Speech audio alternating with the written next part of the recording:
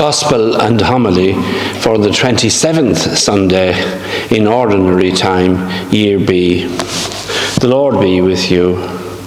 A reading from the Holy Gospel according to Mark.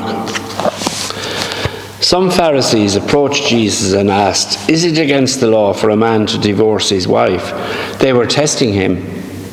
He answered them, "What did Moses command you?" "Moses allowed us," they said, "to draw up a writ of dismissal and so to divorce." Then Jesus said to them, "It was because you were so unteachable that he wrote this commandment for you. But from the beginning of creation, God made them male and female. This is why a man must leave father and mother, and the two become one body. They are no longer two, therefore, but one body. So then, what God has united, man must not divide." Back in the house, the disciples questioned him again about this, and he said to them, "The man who divorces his wife and marries another is guilty of adultery against her, and if a woman divorces her husband and marries another, she is guilty of adultery too." People were bringing little children to him for him to touch them. The disciples turned them away. But when Jesus saw this, he was indignant, and he said to them, "Let the little children come to me. Do not stop them, for it is to such as these that the kingdom of God belongs. I tell you most solemnly, anyone who does not welcome the kingdom of God like a little child will never enter it." Then he put his arms round them, laid his hands on them, and gave them his blessing. The Gospel of the Lord.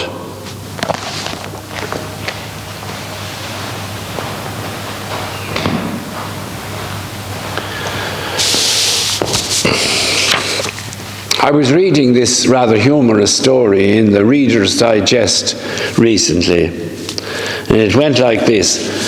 Our 4-year-old daughter Marian had been a bit mischievous, and I, her dad, tried to correct her, but without success. When things eased off, I relaxed in the easy chair reading the paper. Her mother was sitting quietly on the sofa knitting. Little Marian climbed onto the sofa very close to her mother and said, "Mammy, are you sure we married the right man?" In the book of Genesis, God said, "It's not good for man to be alone." You could feel alone even in marriage if your closeness as a couple is on the wane. When God is sidelined, there is a temptation to concentrate overly on the physical and overlook the fact that physical intimacy is meant to be a sign and pledge of spiritual communion. It's not something purely biological. Couples cooperate with God, as we all know, in bringing new life into the world. It's over 50 years, nearer to 60 I think, since the landmark encyclical Humanae Vitae was promulgated by Pope St. Paul VI. We know it didn't go down very well and still doesn't, but that doesn't mean you can make light of it.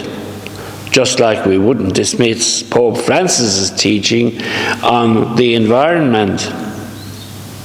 You can't just pick and choose.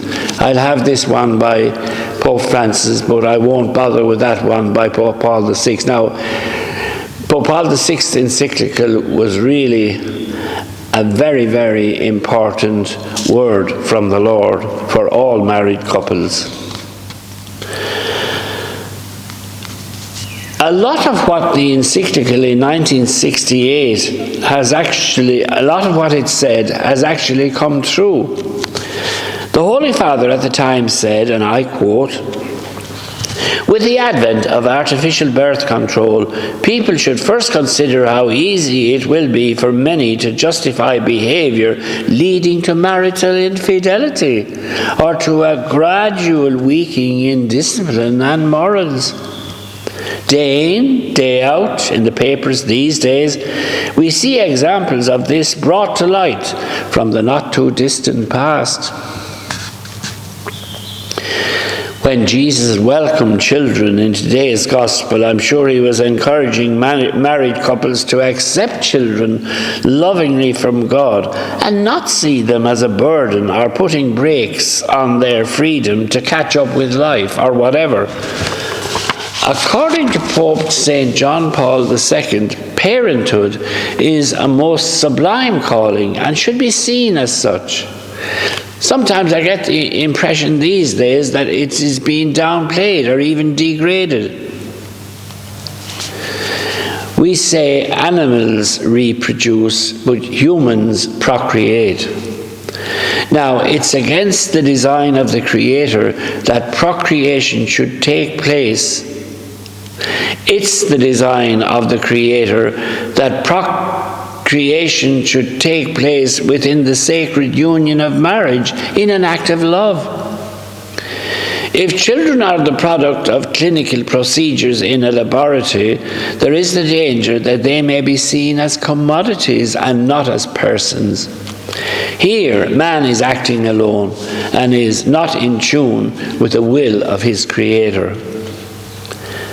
Male and female genders, in complementing each other in marriage, reflect the image and likeness of God. So it's not just women alone, it's not just men alone, it's men and women in their love for each other. They reflect the image and likeness of God. Some would reduce the roles of male and female to a mere function, interchangeable at will. As such, it ceases to be based on anthropology.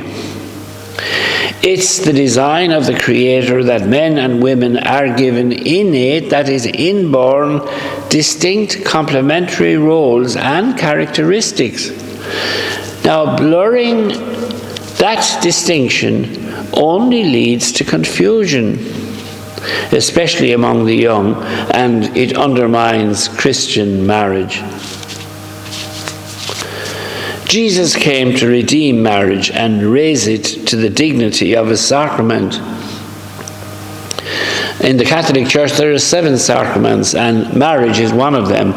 And we are the only church, apart from the Eastern Orthodox, that sees marriage as a special sacrament and highly prizes it.